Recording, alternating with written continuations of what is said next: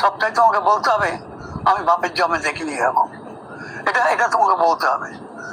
প্রকৃতি ছেড়ে দেবে না, প্রকৃতি ধ্বংসাত্মক হবে, যত রকম ধ্বংস আছে প্রকৃতি করে যাবে।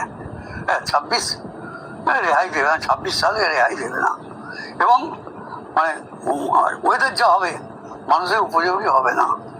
মানুষের আমাদের মতো লোকের কথা ছেড়ে দাও, আমরা তো মানে বাধ্য, মানে আচ্ছা লোকই ঘায়ল হয়ে পড়বে, মানে শুধু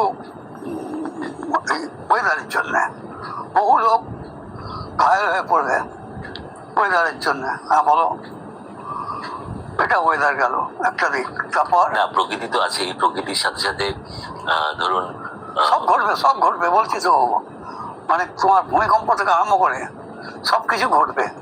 এবং তোমাকে বলতে হবে আমি বাপের জন্মে দেখিনি এরকম। মানে 2025-এও আমরা অনেক ভূমিকম্প দেখেছি এখানে ওখানে। আরো দেখবে বড় বড় ভূমিকম্প দেখবে। এবং আমি আগেরবার দুটো সাবধান করেছিলাম, পাহাড় এবং সমুদ্র। এবারও সেটাও বলছি, সমুদ্র পাহাড়ের ল্যান্ডস্লাইড প্রচন্ড হবে, আর মানে সমুদ্র উত্তাল হবে, প্রচন্ড উত্তাল হবে। এবং কি হবে বলা শক্ত, ঠিক আছে না?